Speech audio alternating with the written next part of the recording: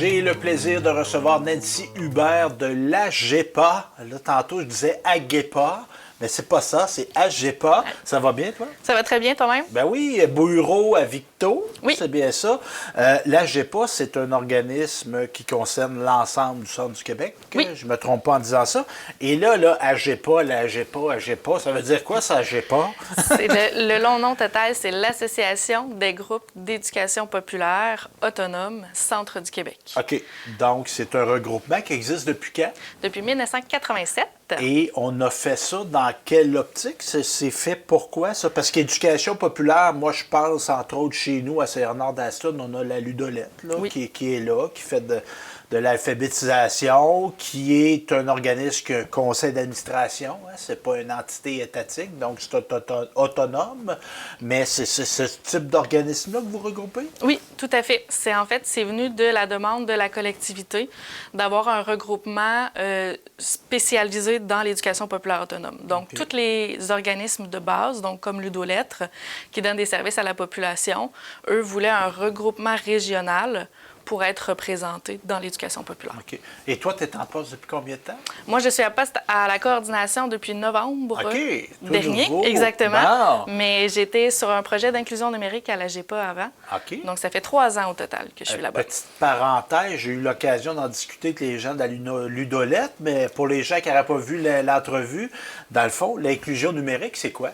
L'inclusion numérique, dans le fond, ça va être des pratiques qui favorisent l'inclusion de tout le monde dans l'univers numérique. OK. Donc, il y a beaucoup de complications. Souvent, c'est l'accès qui est Oui. plus difficile, le coût de l'équipement Oui. aussi. Donc, on s'est posé la question sur qu'est-ce qui bloque au centre du Québec? Qu'est-ce qui amène cette fracture numérique-là? Donc, qui est donc la cassure entre ceux qui ont accès et ceux qui n'ont pas accès. Ben oui, parce qu'exemple, on me donnait comme exemple, vous pouvez aller sur un outil là, de partage pour les rendez-vous, puis les enfants à l'école, le suivi, tout ça. Mais si je n'ai pas accès, je n'ai pas les capacités d'accéder à ça, comme exemple d'avoir des rendez-vous médicaux, la Société de l'assurance automobile, je veux renouveler mon permis, etc., etc. Il y a comme une cassure si je n'ai pas accès. Donc, ça crée de l'exclusion, ce qui ne devrait pas être normal dans une société dite démocratique. Exactement. Là, je fais du mélange un peu. Mais c'est très bien. Mon jupon va dépasser un petit peu. Donc, c'est ça. Et la mission, bon, on parlait d'inclusion. Tu avais ce mandat-là, tu es rendu à la coordination. Oui. Outre ça, qu'est-ce qu'elle fait, la GEPA? C'est de la transformation sociale. OK. Donc, ça, c'est un grand mot. Mais on a trois champs de bataille principaux. Donc, bien sûr, c'est l'éducation populaire. Donc, ce qu'on veut, c'est outiller le plus de personnes possible à s'intégrer le plus dans la société de différentes façons. Mm-hmm. Puis, il y a aussi la défense collective des droits. Oui. Donc, ça représente vraiment de défendre collectivement les droits de l'ensemble de la population, donc les plus vulnérables, essentiellement. On va parler de logement, de l'alimentation, des sujets comme ça, la vie démocratique aussi, encore là, c'est important. C'est ça. Puis, ça vient de popper dans ma tête, tu sais, un obstacle à la vie démocratique, exemple, ici, le transport en commun, bien, oui. Peut-être plus à Victo, à Drummond, c'est plus facilitant le transport en commun, mais nous, c'est plus c'est plus éparse. Ouais. Exemple, je veux exercer mon droit de vote si j'ai pas de véhicule, puis j'ai pas de bureau de vote à proximité, il y a une cassure. Je peux pas exercer ma vie démocratique. C'est ça. Fait que ça amène justement la personne à se démotiver, donc le citoyen à se démotiver parce qu'il n'a pas accès. Oui. Comme il y avait déjà eu, je ne sais pas si on a, je ne me rappelle pas, est-ce qu'on a eu des photos maintenant sur les bulletins de vote? Bonne question. Je vote tout le temps, mais d'une fois à l'autre, on vient qu'on ne s'en rappelle mais pas. C'est ça, parce mais exemple, ça, c'est un obstacle. Quelqu'un qui ne sait pas lire devrait avoir le droit de voter. Ce n'est pas un facteur d'exclusion. Tout à fait. Si je ne suis pas capable de lire le nom du candidat, ça peut être une manière d'adapter, d'avoir... on parlait d'obstacles tantôt numériques. Il y a des gens qui prônent le vote électronique. On devrait pouvoir voter de chez nous sur Internet, tout ça, mais... si on le fait, il faut qu'il y ait l'alternative pour les gens qui n'ont pas accès à Internet. Oui, c'est ça. Comme on mentionnait. Ouais. Donc, à part ça, je t'ai freiné Oui, dans ton élan, moi, là. Le dernier, c'est la lutte à la pauvreté. OK. Donc, en fait, l'AGEPA, c'est l'organisme qui coordonne le collectif de lutte contre la pauvreté Centre du Québec. Donc, les droits des personnes sur l'aide sociale, Oui. on va revendiquer, par exemple, l'augmentation du salaire minimum, Oui. Le respect des normes du travail, là, Oui. des normes minimales, tout ça. Et là, on arrive, la justice écologique, tu sais. Oui. Je viens d'en trouver un quatrième, moi, là. Oui, la justice écologique Ben, aussi. peux-tu définir c'est quoi? Oui, bien, la justice écologique, forcément, elle va avec la justice sociale. OK. Donc, quand on parle de justice écologique, on va parler de tout ce qui va impacter au niveau de l'écologie. Donc, un exemple facile, les îlots de chaleur Oui. dans les villes.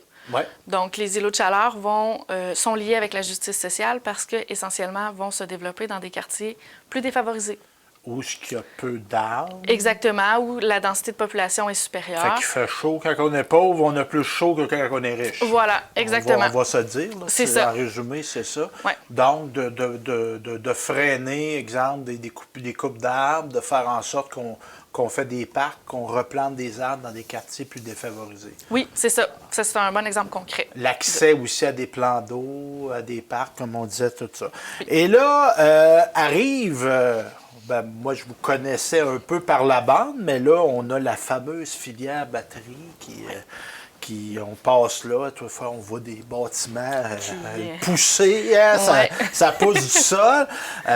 Donc, c'est ça. Fait que là, on voyait notre député, nos maires, nos ministres. Là, tout le monde est content, puis apparemment... Oui, c'est ça. Mais là- C'est un beau boom économique qui s'en vient. mais là, il y a comme une sortie. Vous avez fait une sortie, la GEPA, en disant, ben là, Il y a un petit digne à sortir. comment là, dire, là, je vais dire en latin, un red flag. Oui, c'est On ça, dit ça des fois exactement. quand tu fréquentes quelqu'un, il y a un red flag. Oups, il y a un petit travers. C'est ça. Parce que dans le fond, vous aviez voulu montrer comme qu'il y avait peut-être un envers à la médaille, à ce développement-là. Oui, c'est Ben, exactement pourquoi ça. avoir fait cette sortie-là au départ?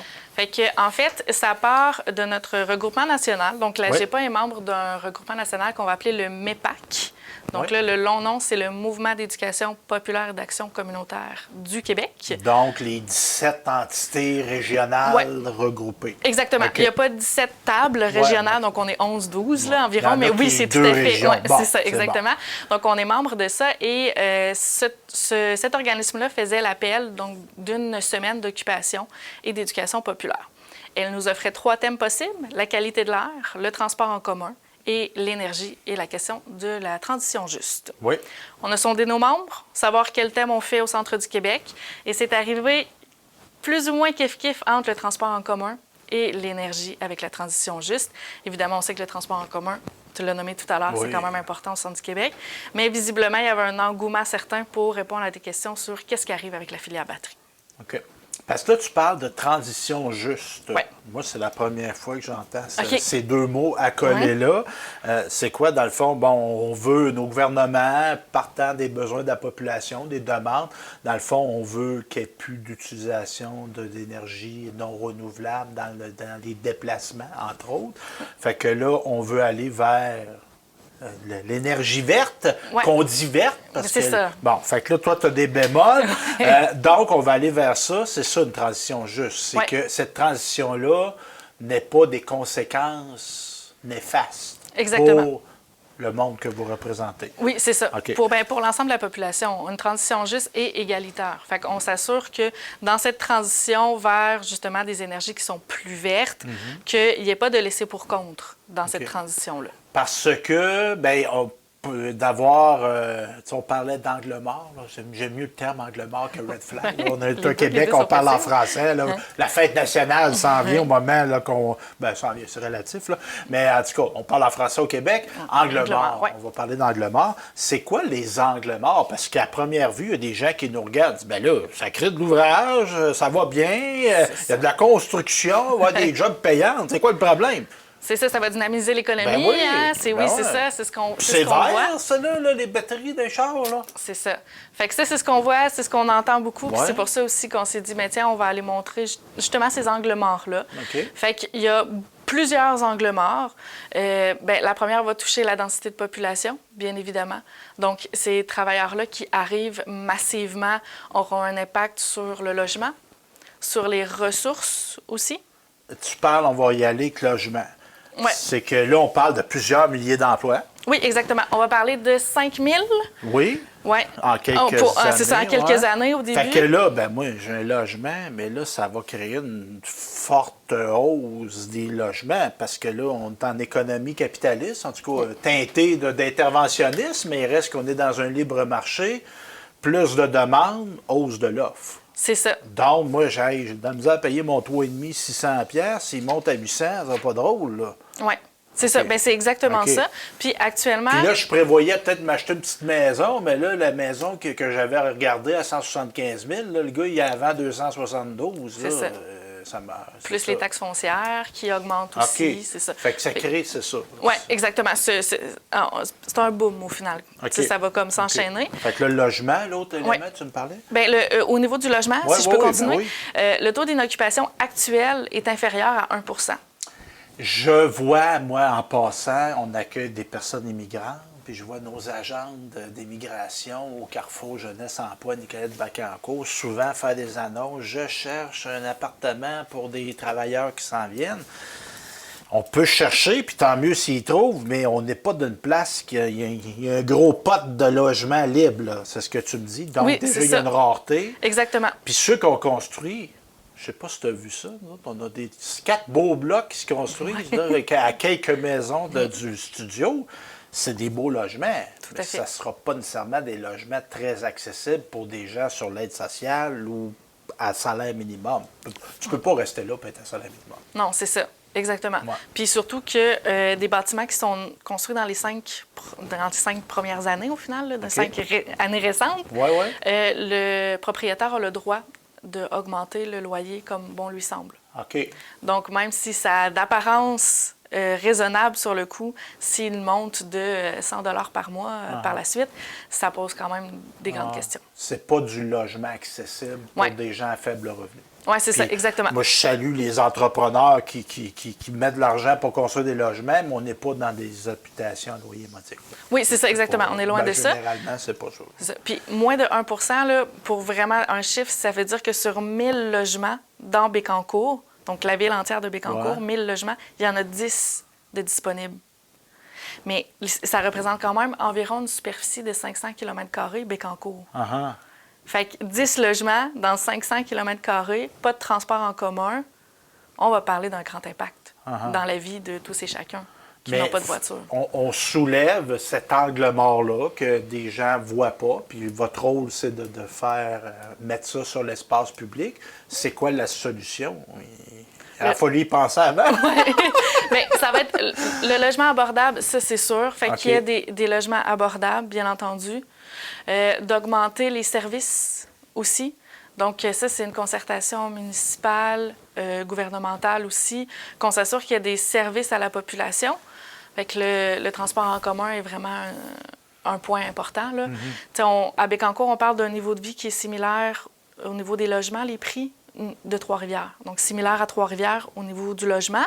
Mais ça coûte beaucoup plus cher vivre à Bécancour qu'à Trois-Rivières. Oui. Parce que à Trois-Rivières, tu restes au centre-ville, tu peux faire ton épicerie à pied. C'est ça, exactement. Ce qui n'est pas le cas généralement à Bécancour. C'est ça. Puis tu as accès à une diversité d'épiceries aussi du côté de Trois-Rivières. Tu sais, on parle à Maxi, Tic Géant, qui sont des bannières qui sont reconnues pour être moins chères.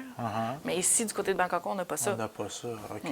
Donc, le coût de la vie, là, je ne veux pas faire mon économiste à 200, mais le coût de la vie est plus cher à Bécancour qu'à Trois-Rivières. Oui. Juste par rapport au transport. C'est ça. Mais en fait, c'est que les bénéfices sont moins là. Donc, forcément, le coût de la vie augmente. Fait que là, on parlait de logement. De quel autre angle mort qu'on veut soulever, ma chère? Bon, l'impact écologique. Oui. Donc, ça va consommer une grande quantité d'énergie, Bien une là, grande les quantité d'eau. batteries des autos, là, c'est bien correct, ça? Mais pour la fabriquer, ça va prendre une quantité d'énergie et une quantité d'eau aussi assez astronomique. Puis forcément, ben, ça va impacter un peu l'environnement autour. Ça va nécessiter de nouveaux projets pour l'énergie aussi. Donc, en consommant beaucoup, qu'est-ce qui en arrive avec la population? Est-ce que la population va devoir se battre avec l'énergie qui est disponible, l'électricité qui va s'en aller vers l'usine, vers la population. Mais là, je vais me faire l'avocat du diable un peu. Là. C'est mieux ça que de mettre de l'essence dans nos autos, quand même. Est-ce que c'est mieux que la population n'ait pas accès à l'électricité pour une industrie? OK. C'est plus ça la question. C'est que si on parle de transition juste, on parle de laisser faire le pétrole, puis de passer directement à l'énergie, mais là, on n'arrive pas à subvenir aux besoins de la population. Uh-huh. Puis ça amène une autre question. Est-ce qu'on met plus d'éoliennes? On reconstruit des barrages parce qu'on dit qu'on manque d'énergie? Est-ce qu'on pourrait re-questionner, parce que c'est comme une fuite, ce que j'entends de ce que tu me dis, c'est comme une fuite en avant. Est-ce qu'on pourrait re-questionner notre mode de vie? D'avoir un mode de vie qui mange moins d'énergie. Oui, ça pourrait être ça aussi. C'est ça. Mais, tu sais, pas mettre l'exclusivité de ce mode de vie-là sur la population, que ce soit vraiment des orientations politiques, de dire, bon, ben nous, on a un problème d'énergie, on manque d'énergie. Est-ce que l'en vendre à rabais à des industries qui viennent s'installer, c'est la meilleure des solutions? Fait que ça, c'est une question à se poser. OK, je comprends. Et y avait-tu d'autres choses que vous avez soulignées que vous voulez mettre de l'avant, Nancy?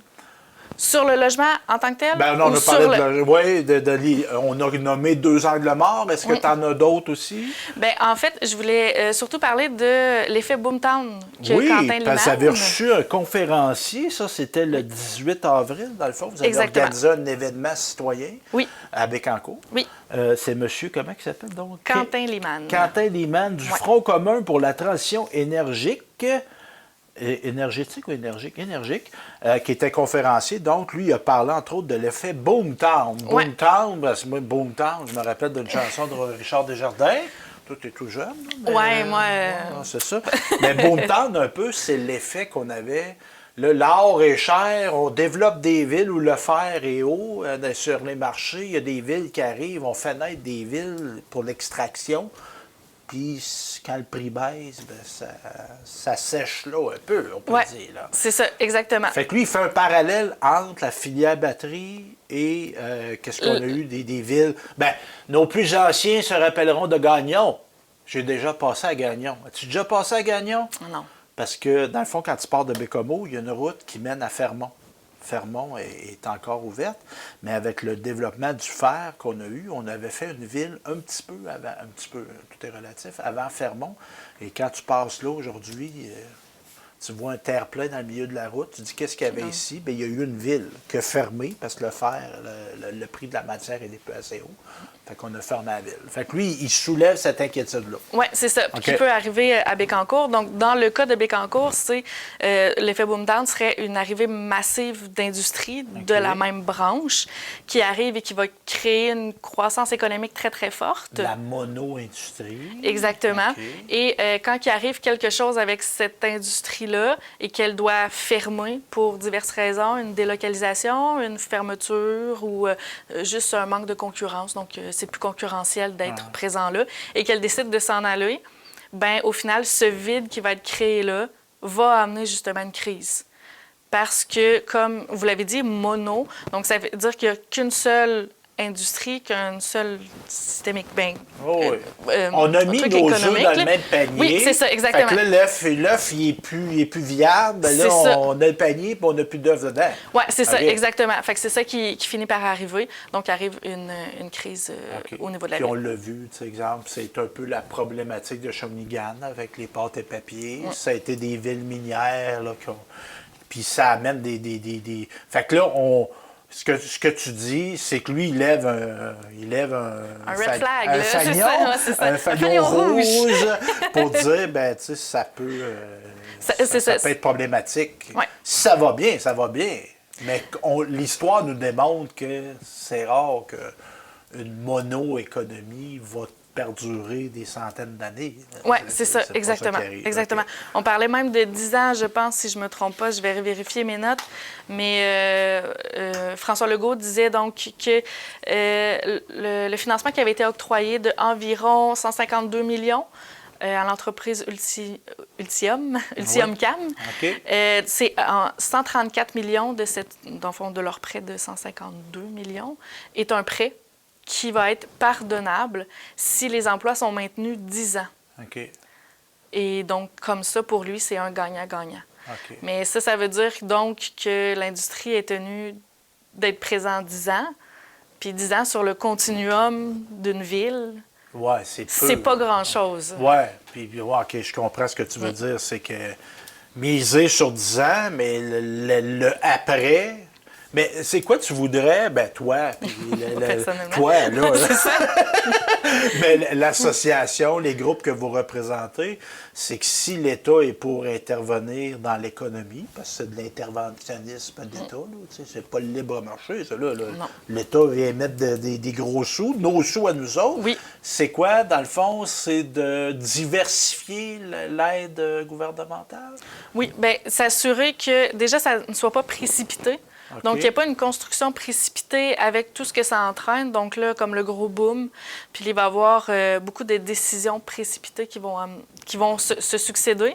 Dans ces décisions précipitées-là, c'est souvent les vulnérables qui écopent, les personnes les plus vulnérables qui vont écoper en premier de ces décisions-là. Fait que c'est la première chose qu'on demande, c'est de s'assurer de faire ça dans un délai de temps, que ce soit réfléchi, que les angles morts soient soulevés et que la population ait accès à comprendre ces angles morts-là. Parce que c'est à eux de décider qu'est-ce qui s'en vient. Uh-huh. Fait que juste de dire, bien, ça va être beau pour l'économie, vous allez voir, ça va être beau, mais la population va embarquer, bien évidemment. Mais ce qu'on veut, c'est qu'elle soit informée de l'entièreté pour qu'elle puisse décider. Bon, bien là, on te dit, il y a une belle usine qui s'en vient 10 ans. Chez toi, qu'est-ce que tu dis? OK. OK, je Fait comprends. que c'est ça. Fait que c'est la première chose. Et là, évidemment, bon, il y a eu la rencontre. Il y a eu aussi on a invité les gens à signer une lettre qui est adressée au député Donald Martel. Oui. Donc, c'est ça. Elle disait quoi, cette lettre-là, en résumé? Dans le fond, elle soulevait l'impact écologique principalement de ce qui s'en venait avec les grandes usines. Donc, par exemple, la consommation d'eau énorme qui va être utilisée par ça. Puis, c'est le premier pan d'une lettre qui explique donc les enjeux écologiques. Et on va par la suite aussi nommer les enjeux sociaux que ça amène beaucoup. OK. Ça a été soulevé par des groupes qui étaient présents. OK. D'ailleurs, de pouvoir soulever l'enjeu social que ça amène aussi à Bécancour. Et la GEPA et peut appuyer. Il y a des gens qui nous écoutent, qui se sentent interpellés par cet enjeu-là, qui étaient présents le 18 avril ou qui n'étaient pas présents. Là. Ça, c'est pas grave. Mais vous êtes là pour aider ces gens-là à se mobiliser. Là. Oui, exactement. Comment qu'on le fait concrètement, cette aide à la mobilisation-là? Bien, on peut pas créer un groupe de citoyens qui tentent de faire une action, évidemment, parce que ça doit venir de la population. Ben oui. Bien, on parlait d'organisations communautaires autonomes, ça part du monde. Oui, c'est ça, exactement.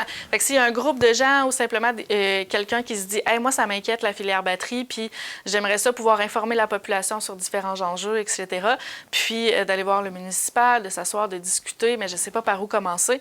Mais là, la GEPA peut aider dans tout le processus de formation de ce comité citoyen-là, puis de s'assurer que ce comité-là ait les ressources, puis soit accompagné. Oui, parce que c'est sûr qu'on peut avoir, mais tu sais, c'est quoi un autre jour? On se fait un PV? Comment faire ça là, dans les règles de l'art, puis que ce ne soit pas enfargeant non plus?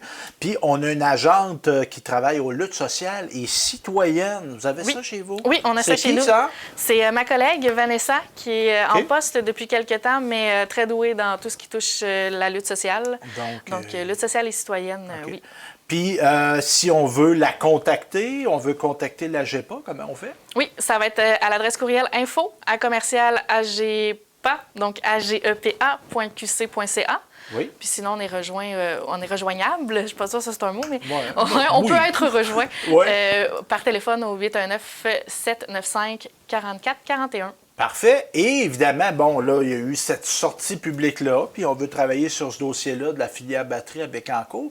Mais est-ce qu'on a d'autres choses, quelques ronds, quelques chaudrons sur le poêle? Est-ce qu'on a d'autres dossiers qu'on travaille, d'autres mobilisations à la GEPA? Bien, c'est sûr que la mobilisation pour la lutte à la pauvreté, on la fait toujours et constamment. On attend le 4e plan de lutte à la pauvreté, donc qui est la ministre qui devrait faire un plan d'action pour justement lutter à cette pauvreté-là. Ce qu'on attend toujours, on était supposé l'avoir il y a quelques mois, puis on ne l'a toujours pas. Donc, ça, on reste toujours actif sur le dossier. La question du financement des organismes communautaires aussi, c'est quelque chose qui nous touche, autant les organismes subventionnés en santé et services sociaux qu'en défense collective de droit, qui est, donc, en fait, le financement en défense collective de droit n'est pas indexé. Donc, il n'y a pas de changement à nos financements. Puis je dirais qu'avec l'inflation qu'on connaît, tu sais, comme toi, tu t'es déplacé avec ta collègue aujourd'hui, l'essence coûte plus cher qu'il y a 5 ans. C'est une dépense de plus pour votre organisation. Puis c'est vrai pour tous les organismes communautaires aussi. C'est ça, exactement. Okay. Puis on s'entend que les organismes communautaires, c'est aussi le premier pas de la personne vulnérable, d'aller vers des ressources. Fait que c'est quand même un pan de l'économie, d'une certaine façon, assez important.